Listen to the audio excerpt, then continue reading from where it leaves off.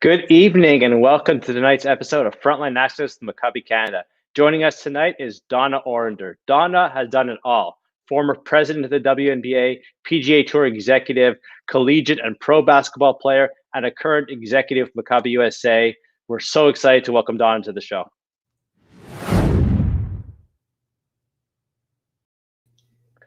Hi, Donna. How are you? Good. How are you? Live from sunny Jacksonville, Florida. Yeah, I'm sorry we're not both here doing this interview, but I have to tell you that I love Canada. I especially love Toronto, so I do wish I could be with you. No worries. Next time, post-COVID, we'll do it live on the beach. I love it. I'm in. So, Donna, I gave you, I listed just some of your accomplishments, some of your career in the intro. Let's go back to where it all began. You played college basketball back in the day, mid-70s. Tell us about that experience. Tell us about how you got started in professional sports. Now, Dan, I'm not sure. Didn't my agent speak to you about talking about back in the day or referencing any dates? I think that's in my overall agreement. Not allowed, right? Missed that memo. Back in the day is good enough. But yes, I was privileged to play collegiate basketball at the highest level for one of the best teams in the nation for 4 years.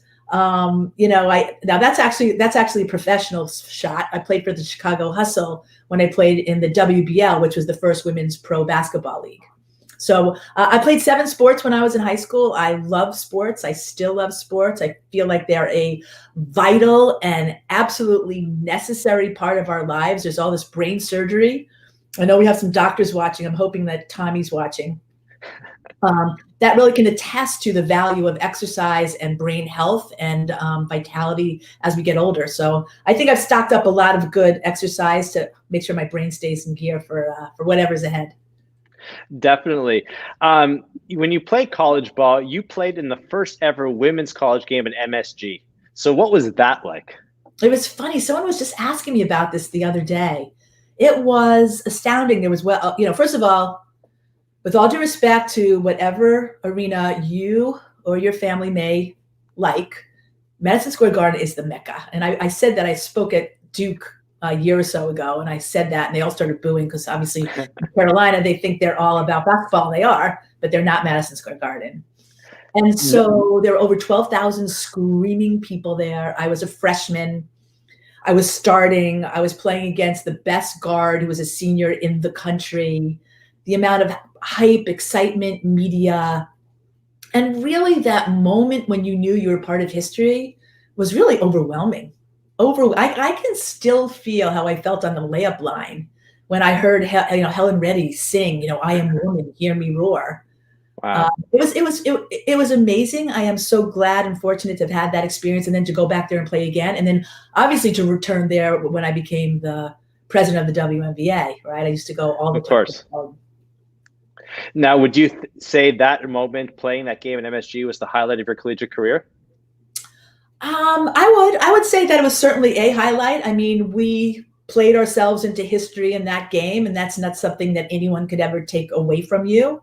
So I think that was definitely a highlight moment for sure. It's definitely a career-making moment for to this day, right?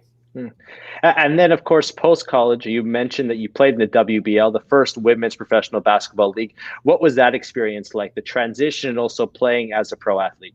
Again, it's another extraordinary experience, but I should also say unexpected, right? I didn't grow up expecting to play basketball. I mean, honestly, Jewish girls didn't play sports at an elite level. That wasn't an expectation. It wasn't something my parents necessarily were really supportive of me doing. So, and there wasn't a league either as I grew up. There was great college teams that were emerging, and King's College was one of them. And then, poof, one day I get a call. It says there's going to be a league. It's called the Women's Professional Basketball League. Would you be interested in trying out, being on a team?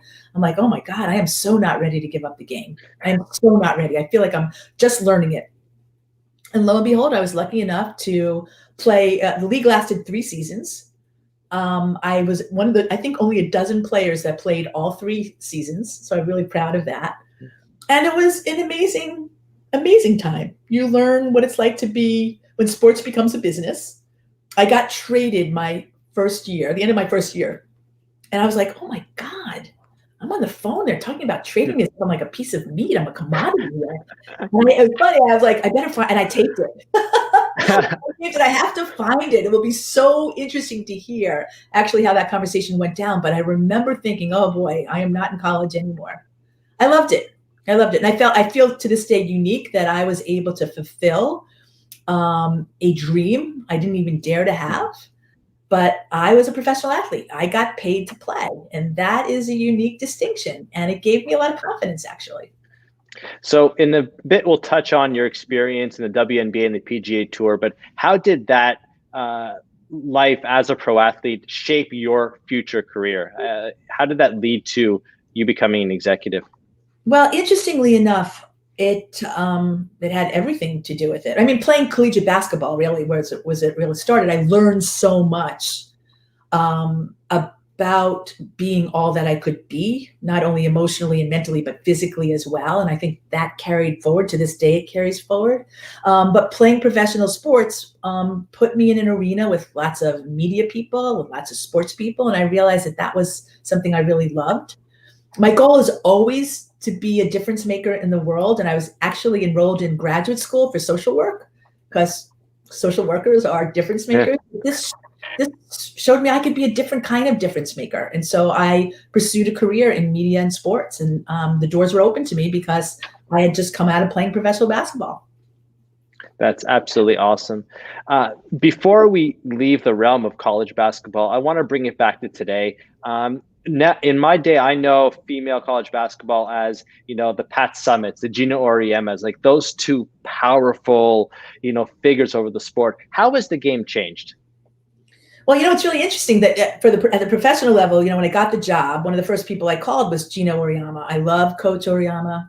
He is dynamic. He knows how to win, but he knows how to coach. He has great relationships with his players, and he's a tough nut. And I love him for all of it. And I said, what do you think I should do? He goes, I really think you should move to a 24-second clock. And when I thought about it, I'm like, yeah, that's definitely what we should do. And so I brought it to our rules committee, which was all our coaches at the WNBA at the time that were on that committee. And it's interesting. I got pushback because at that point, collegiate basketball was a 30-second clock. Yep. Oh, we don't know if the women are up for it. I'm like, really? Wow. And ultimately, my coaches voted with me. And, the game immediately sped up. Right? Mm-hmm. What do you mean you can't do it? It's like I sit on the World Surf League board and people talk, well, the women can't do these waves. So yeah, give them the waves. They can do it. Like, yeah, don't sell us short. And so I think the game is filled with incredibly high skilled players who've grown up playing the game, who've grown up training in the game, who have the opportunity to have great coaches, great skill development, programs that are well funded. And I think the athletes are just getting better and better. The fact that there's often so much dominance by one or two programs, do you think that helps or hurts the evolution of the game? It's funny. Did they say that about UCLA when they were winning 10 championships or the Celtics? I mean, I wasn't around then, but did people say that about them? I love to see as much talent developed as possible. And I think everybody from a certain perspective likes parity.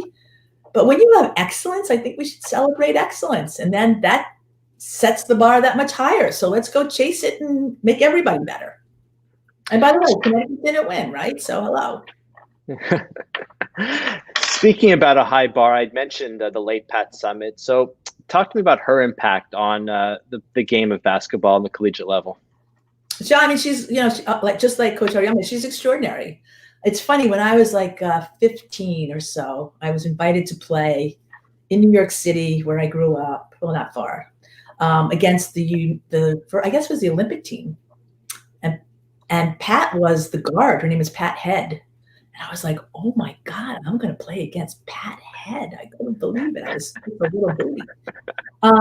An unbelievable competitor, a great mind, a wonderful coach. Again, her players love and adore her to this day. I had the opportunity and privilege to spend time with her, and it was always inspirational and fun because she was a fun person. She changed the game. She not only created the opportunity for excellence on the court, but look what she did from a marketing and business perspective. She created Knoxville, Tennessee and the Vols as a destination team, much like Gino did up in Connecticut. And that is culture changing in terms of shining a light on not only what young girls could try and aspire to be, but also young boys and men to be able to appreciate what young girls can aspire and become. And so I think they both are history making, change making, very inspirational coaches. Very well said. I'm going to now shift gears completely because you mentioned difference making, you mentioned cultural changing, and let's touch on your experience at the PGA Tour, because the person that is most relevant in this subject is Tiger Woods, and you were there in 1997 when he burst out onto the scenes. So tell us about your career. Tell us how you got involved in professional golf and what that whole experience was like. Well, I was actually working, I had worked at the network. I worked at ABC Sports, and then I had worked in cable television, which would be analogous like to the internet. Upstart, right? ESPN, ABC, they hated each other. Of course, now ABC owns these, they're one company. I then had my own company, and I got recruited to see if I would be interested in helping to create the NFL films or NBA entertainment of the PGA Tour. That's actually how I got involved. I was up in New York.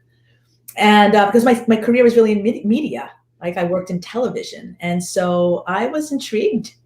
The ability to be able to be a start of something, to create something. I was in my 20s. And so I said yes.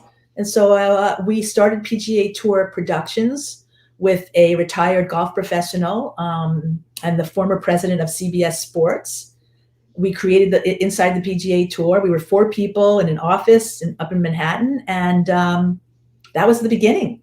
And then ultimately it just kept growing. And then at one point, the commissioner called me and said, "Hey, we want to move this company to Florida.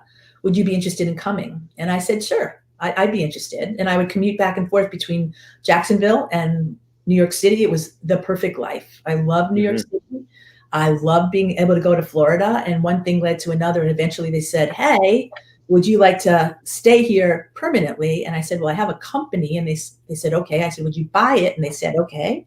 I said, "Okay." And we moved to Florida. And from there, we built PGA Tour Productions, which is now PGA Tour Entertainment, and really created a media savvy athletes, because they had, at this point in time, it's early on. And so we had to really get their trust. And we did. And I work with so many are still friends to this day. I love my time at the tour. It was great. And I had an opportunity to build and develop tons of businesses inside of the tour, including PGA Tour Radio and all of our internet and digital businesses. It was great. It was great. But I did meet Tiger, yes, when he first came out. And he was just a rookie, and I was part of his rookie orientation. So we know each other a long time. I still get to see him once a year when it's not COVID. I always enjoy visiting with him, catching up. That's awesome. And of course, his story is perfect for, an emerging PGA Tour film. So how did you go about telling that? How was it? It couldn't have been difficult, but it also wasn't easy. No, it wasn't hard at all. No, it was exciting. Everybody wanted Tiger. It was incredible. So it wasn't hard. He told his story pretty well. His obviously his competitive skills were that great.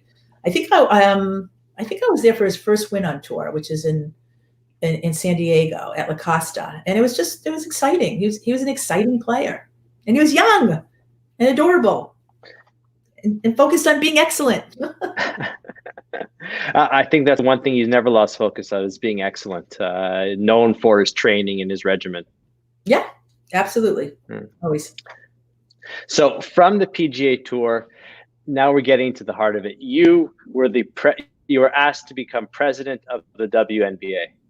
I was. Tell us about that. Tell us about the WNBA, because I remember when the league first started with the Houston Comet, Cheryl Swoops. Yeah. I remember when it just got started. So tell us about the league. Tell us about that experience.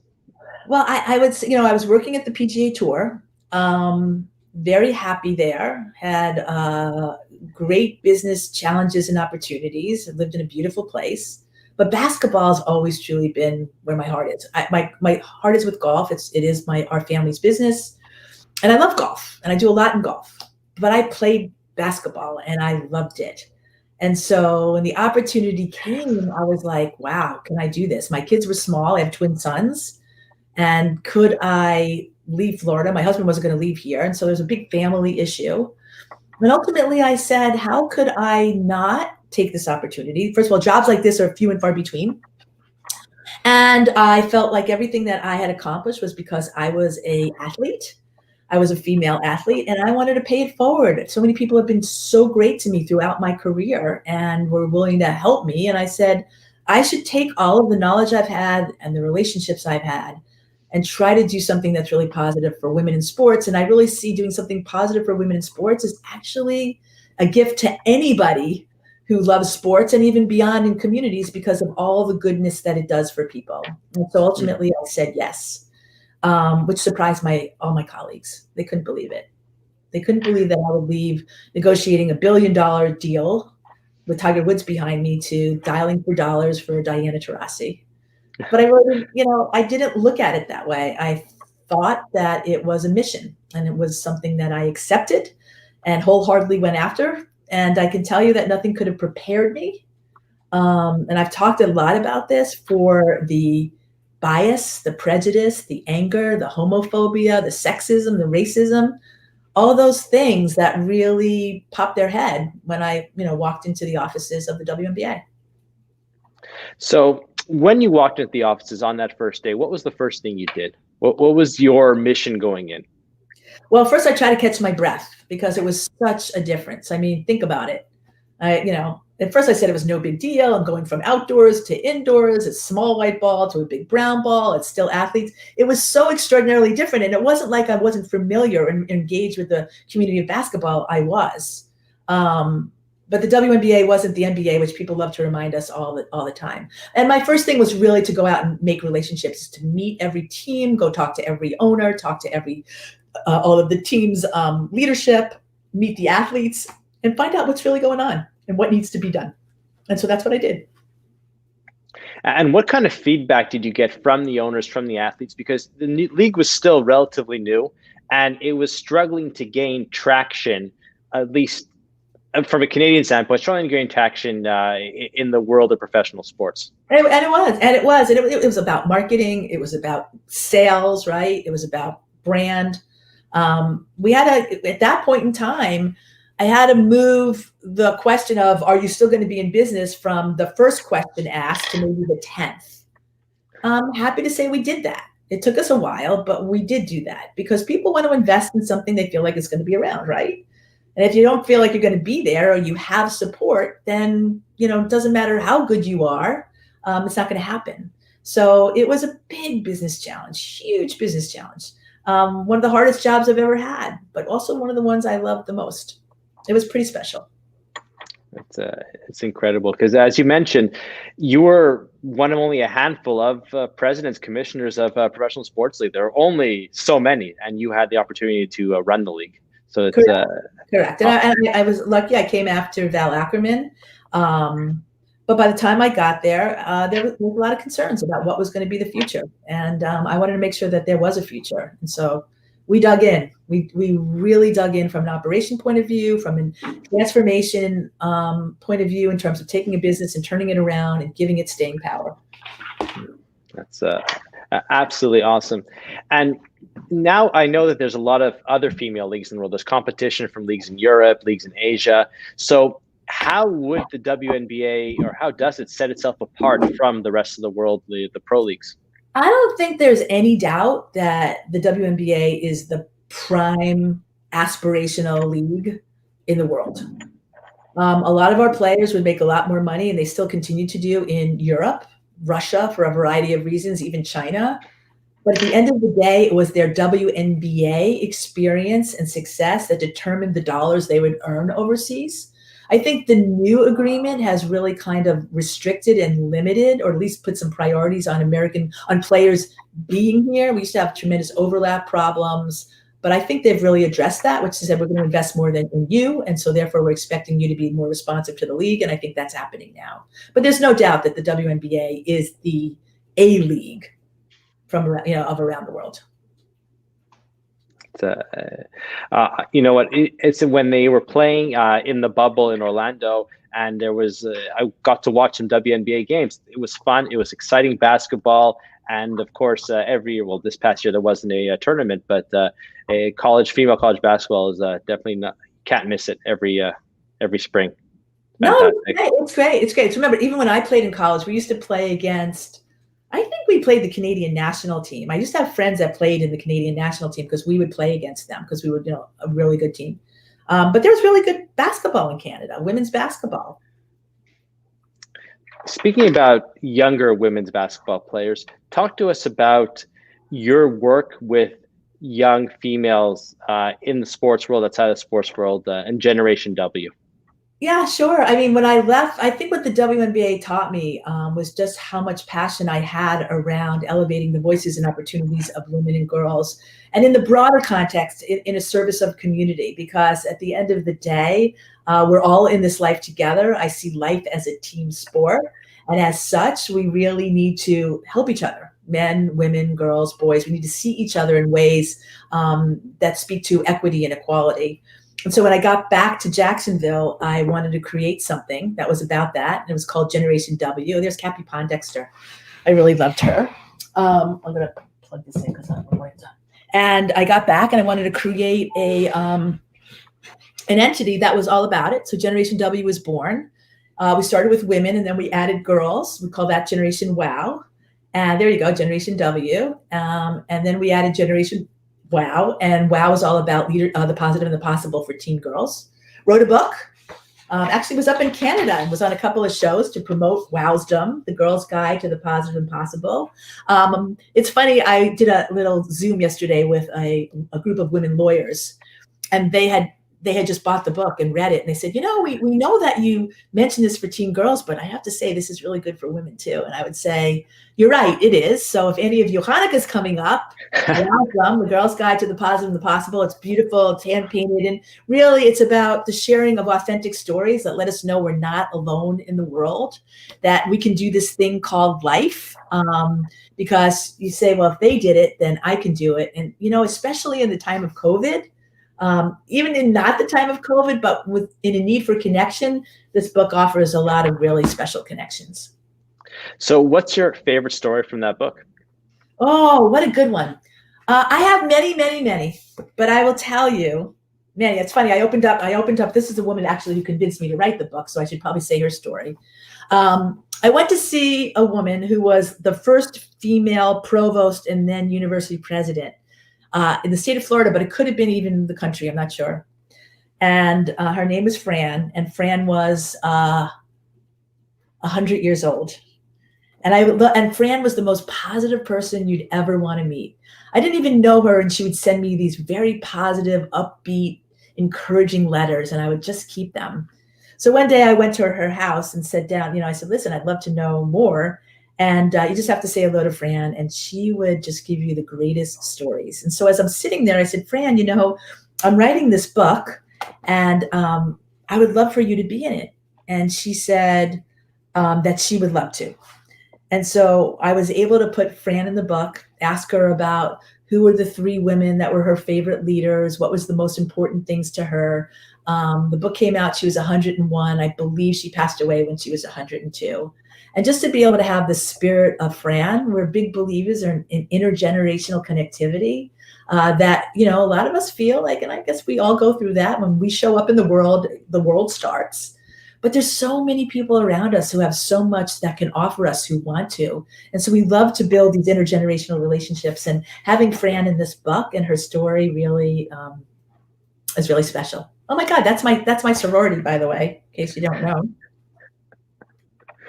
No, so I'm going to turn that question around to you. So who are the 3 most important women in your life? It's a really great question. And there's so many, I don't know that I could pick 3. I always have to say my mom, right? I think, I don't know that we undervalue moms. I don't know that we appreciate them enough. I am very sensitized now, especially. You've given me this chance to say this, Daniel, but women especially have been hard hit during this time of COVID. And I feel like we need to do more to recognize that and also support women because they're such valuable. They're on the front lines, they're frontline workers, but jobs that we're being asked to choose between our kids and work, our health, and it's a tough time. But my mom's always been a great role model. She's a compassionate person who loves all people, never knew who was going to be in our living room or in the back of my house in any one day. She's very philanthropic oriented. So I have to say that my mom's truly at my heart. You have to pick two more now. I don't, though. I mean, I know that you asked it, but I don't have to pick two more. I mean, Jerry Laybourne, this is the fourth time I'm looking through the book that her picture came up. She's one of my dearest friends, extraordinary woman. She helped found Nickelodeon. You heard of that? She created Oxygen with Oprah. She's the one who said to me, if you're going to write a book, make it different. She said, if you're going to create Generation W, do it. I'll be there. So she would be definitely really special. Really, really special. I'll let you off the hook for the last one, but I appreciate it because there's a list of about 20 I can put in that slot, and they're all equally special and valuable to me in my life and as friends and colleagues and whatever. Yes. When we have you back next time, we'll have you list off all 20 and tell us the stories behind them. Oh, okay. I'm sure a lot of people will tune in for that. So I was going to touch on the Maccabee Games and your work with Maccabi USA soon, but we just got a question in from Phyllis. She wants to know, how has being Jewish influenced and affected your sports career? Thank you for the question, Phyllis, because I actually have talked about this in certain environments, and it's influenced me greatly. I am really proud of being a Jewish woman and especially a Jewish athlete. There's not many of us. Matter of fact, I am on a mission right now to first, we're starting in the US, connect all Jewish women in sports and put together a leadership program and then expand it to the world. So Phyllis, if you're interested, I'm happy to recruit you right now. But in terms of my identity and who I am, feeling so proud of being unique because there weren't that many of me, and I'm happy to share our history collectively, our family. I feel proud of our traditions and our rituals. I always am happy to stand up and say, Hineni, here I am. And so therefore my involvement with Maccabi USA and the Maccabi movement is particularly important to me because it combines my love of Judaism and pride, as well as my love of sports and belief that that is also life-changing. And so it has and remains a defining aspect of my life. So for all the Maccabi people watching tonight, everyone has a Maccabi story. Tell us yours. How did you first get involved? Oh, yeah, well, okay. I have so many. Trust me, I have so many Maccabi stories. I mean, I can tell the one about me and Tommy in Mexico City is 2 summers ago, but we'll wait on that one. I guess the one that I loved the most was I was working and I had a job. I had graduated college. And I heard about the Maccabi Games. I'd never heard about them. And I loved playing basketball. My professional career was over. And interestingly enough, you couldn't play. You had to be an amateur. And I said, oh, wow. So I went back and got my amateur status. That took a while to get reapproved. And then I said, I'm going to try out for the Maccabi Games, the Maccabee Games. And I told my boss, at this point, I am working at PGA Tour Productions in New York City. And my boss said, hey, listen, if you're going to go, you don't have a job. And it was really interesting because it was 3 weeks away and I couldn't spare you and blah, blah, blah. And I said, I looked at him and I said, you know what? I don't know exactly what this is, but I don't want to have any regrets in my life. And I don't want to look back and regret that I didn't do this. So I'll tell you what, I will work for you as hard as I can until the day I leave. But if I should make the team, and I thought that I would. And then, I wish you well. I'll be happy to help you when I come back, but I'm doing this.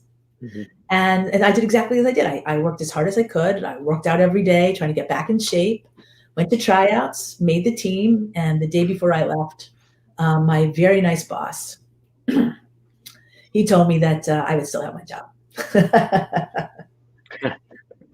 But listen, it's a moment of truth. Like, what are you willing to sacrifice? Or more than that, what is truly important to you?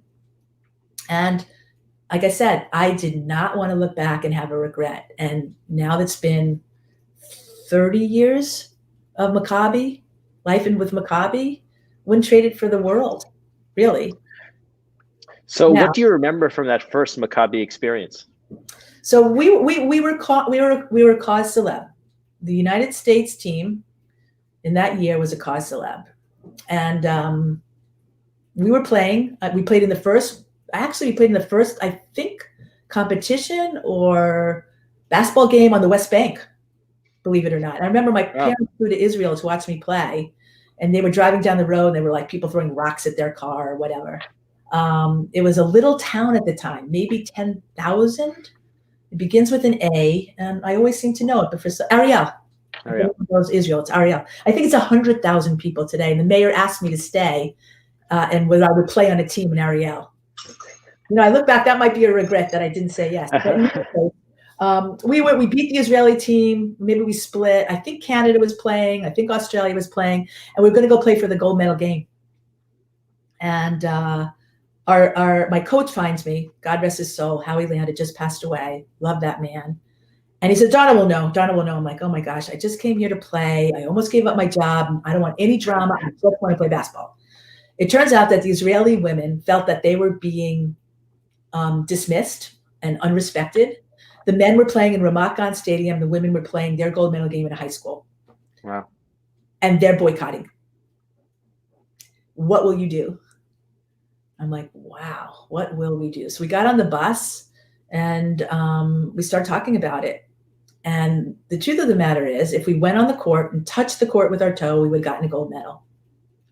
And suddenly that gold medal didn't mean as much. And you have to, the officials are yelling and screaming, get off that. But you know what? These women felt disrespected. Mm-hmm. And so really, I won a gold medal because, and so ultimately the half hour went by and we didn't get off the bus. Wow. We never got a medal. I do have this beautiful clay ceramic that the women in Israel, their team gave us. But I will tell you this. It's the best part of the story, I think, in a way.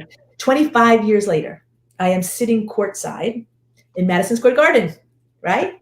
I keep fun of it. I used to go to all the New York Liberty games. I would entertain guests and sales prospects, and I just loved being there. Mm-hmm. And a woman comes up with me, and clearly in the first few minutes, I recognize an Israeli accent. And she goes, Donna? And I'm like, yes. You may not remember me. And I'm like, oh, I think I do. She goes, but I played on that Israeli team. And I just want to let you know, we will never forget what you did. And it was extraordinary, right? All those years later, to be in Madison Square Garden, to be in that position, to be championing women and the game and the sport and our lives for respect. It was an incredible turn of a full circle. That's an absolutely awesome story. You should have led with that. I had to build up to it. So you've experienced so much. You've met so many people. You've done such incredible things. How does that, where do you rank that? Where do you rank in your career? What's the highlight? What's something that you will, you look back and saying that was a moment that the best that I've ever experienced, or that's something that I can look back to and say, wow, that was it for me. That was the top of my career. Or have you not reached that peak yet? Oh, in terms of my career? No. That would be limiting, right? I would say the birth of my twins is, it doesn't get better than that, having, these incredible sons of mine. One of, they're COVID, the silver lining, and my heart goes out to anyone who is really enduring some incredible pain because of the isolation and us being shut in and our limitation. We will get through this. But brought both of my sons home, and they're adults now. They're 23 adults, and like for us to be together has been an incredible gift. One of my sons just left like 2 weeks ago. He made Aliyah, and he is in Israel right now. And I'm wow, and a lot because of his Maccabi experience, because he's a basketball player, and he wanted to play basketball. His dream was to play professional basketball in Israel. He played for the University of California, Berkeley, graduating with his master's, and just went over to Israel, and that's where he is. Pretty cool. That's absolutely awesome. Question just came in now from Facebook. Talk to us about your time with the WNBA. If you ever had fears that the league would collapse or the league would fold in on itself. I wasn't afraid and fears. I was always concerned, right? There's so many variables you can try to control and then many you can't. And it was incumbent upon us to not only build momentum, but then keep momentum. I was fortunate that I was able to find some sponsors that believed in us and were willing to put their flag in the ground for us, and then work with owners and teams who were able to build staffs and begin to show progress. And I became aware early on what the metrics were that people wanted to see from an outside perspective that would indicate success. One of them was selling tickets. And I said, if we do nothing else, let's sell more tickets this year than last, which we did. And let's do it again, which we did. And let's do it again, which we did. And then all of a sudden we had a record of success. And that enabled us some breathing room to really build our business. And arguably, it's still challenging. It is still challenging for so many reasons. But I was glad to be able to have turned all of our business metrics from negative to positive, which was an all-consuming task, but filled with love and purpose. And so I was honored to be able to be in that seat, represent these fantastic athletes who I still admire, and hope and move the business to another level. As a follow-up to that question, as someone who actually went to a couple Orlando Miracle games back in the day, what goes into the process of a team? They were an expansion team and they were there for at least a few years. And then I think they moved to Connecticut, or they folded, they're not there anymore. So what's that process like, and how hard is it to pull the plug? It's wretched. I mean, they were not there by the time I got there. They were gone. My team that moved, I had a couple that moved that were very, very painful, very painful. So which one should I pick? I'll pick a better story than a very painful story, but the Detroit Shock, love the Detroit Shock, love going to Detroit. Their owner, Bill Richardson, actually, there's a big thing in Israel right behind the Kotel that is in his memory. I think he also did a big thing at Hadassah. Wonderful man.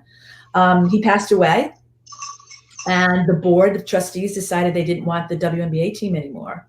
And so I had been kind of shepherding along a potential new owner. I spoke to the governor of Oklahoma, the mayor of Tulsa, and ultimately they wanted a team. And so we were able to move the Detroit Shock to become the Tulsa Shock. And then they changed their name, and then they moved to Dallas. So the Dallas Wings were originally the Detroit Shock. And I was on the phone recently with somebody from Detroit who was part of that era. And, they should, if at all possible, a team in Detroit makes all the sense in the world. Of course.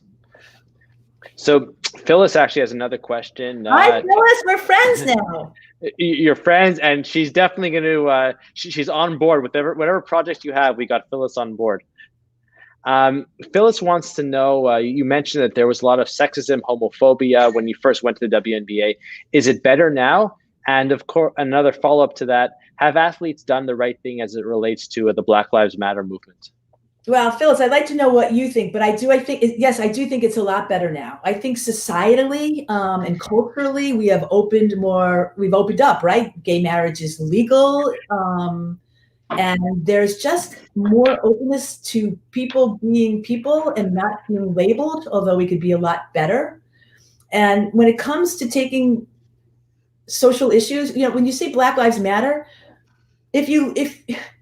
where do you make your stand? You're in a league that's 60 to 70%, whether it's men or women of color. If not there, where? Right? There is a lot of social capital in these organizations. And, at some point in your life, like I said earlier, you have to know where you want to be counted. And I think what they did was really admirable. Now, I know all people don't think so. But if you look at the times we live in and where the social and cultural curation is going to come from, it's in spaces that didn't ordinarily come from before. And you know what? I think as a society, we need that. I do. And again, I recognize that not everyone thinks that. But in order for us to move forward in the belief that all of us have the right to be equally thought of and considered, even under the law, and I say that because, in America, the Equal Rights Amendment, making women equal under the law, has not passed, which is insane. I think we have to stand up for each other, and we have to stand up for ourselves. So, and I can't believe Mackenzie. So I hope Phyllis that helps, and I look forward to you calling me up and we can talk about this more. But I can't believe Mackenzie Mager and Danny are here. Oh my God! Everyone tuned into Frontline National with Maccabi Canada. Gosh. Oh my gosh! So we only have a few minutes left because I know you have to run to your Maccabi USA show with the incredible Lee Steinberg at 8 o'clock. So a couple last questions for you. First off, what's it going to take to get Sue Bird to go play for Team Israel? Yeah, isn't that funny? I don't know. I was thinking about her today, and I was going to send her a little text. Maybe I should add that in. I wanted to congratulate her on, their incredible championship. I have to say, I'm such a big fan of Sue. I am blessed that I got to interact with her my entire time with the WNBA. She's really just a special person, and I don't know what it's going to take, but maybe just asking her might help. I think if there's anyone that's going to ask her, I believe it's Donna Orender. No, I think it's going to be Mackenzie Mager. I think that's who's going to do it. So, I'll get to Daniel Kurtz's question, then my final one for you. What is the support of players like Bill Laimbeer, Kyrie Irving, and the late Kobe Bryant meant for the women's game? Oh my God, it means a lot, and it still does. Like for me, like I would hang out with Dwight Howard and Chris Paul. LeBron was really friendly, I think, with Cappy at the time. It's interesting because when you were a women's basketball player, it didn't stop any C level, D level, E level, actually Schlemiel player in the playground coming over and say, "Can I play you one-on-one?" And you're like, seriously? Really? And so you had all of these great players who took time to support our women. They were using their equity. Oh, I know her. That's Liz Capich. They were using their equity and people who respected them for knowing the game, saying like, these women can play and these games can play well. I remember early on Charles Barkley, who I love Charles. He's crazier than a loon, and I just love spending time with him. But he would, the women can play. I never worried about the quality of the game. And so to have fans like that actually helps build out the word of mouth and strengthens the base and lets a lot of these guys who think that they can be better, that, if LeBron thinks they're pretty good, and I like LeBron, then that's probably good. If Bill Laimbeer, and I learned a lot from Bill. I spent a lot of time with Bill. If Bill thinks a lot of these women and he coaches them to victory, then you know what? Then it's good by me. I think it's good. I think I trust the opinions of Bill Laimbeer, Kyrie, and of course LeBron James. There you go. Yeah. So I'll get you out of here with my final question.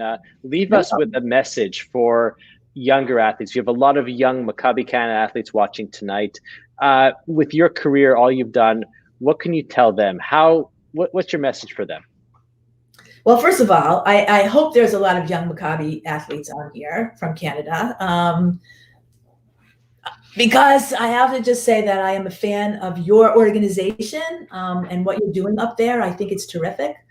I think what I would tell you is I tell a lot of young people is, one, have the courage of your convictions.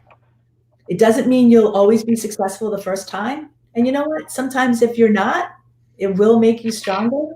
But if you have a belief in something you truly want to pursue, even if no one around you thinks you should do it, and I'm not talking about jumping off a bridge. I'm talking about something that you really believe in your heart that you want to try to be successful at, or you believe you can, you should do it. You should do it.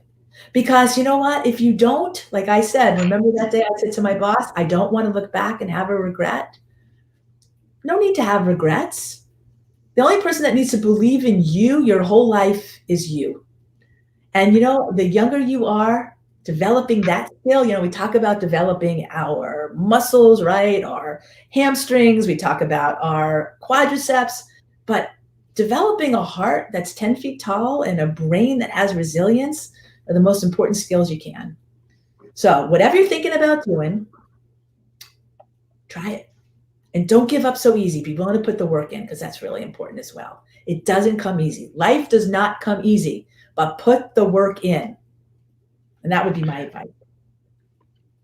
Couldn't have said it better myself. Donna, thank you so much for your time tonight. For everyone watching, please head over to the Maccabi USA Facebook page because Donna will be interviewing Lee Steinberg in 15 minutes. The incredible Lee Steinberg. Yes, it's so nice to be with you. Daniel, thank you for the call and the invitation. I really appreciate it. I hope Dr. Tommy's watching because then I can say hi to him and thank him, as well as your the CEO of Maccabi Canada. Thank you so much.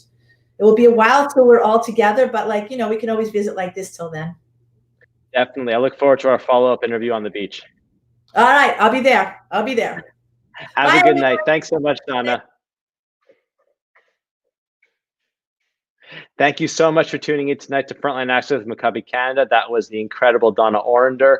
Tune in 2 weeks when we have David Goldstein with us, the author of From Hoops to Aliyah, story of how Israeli basketball has grown by leaps and bounds.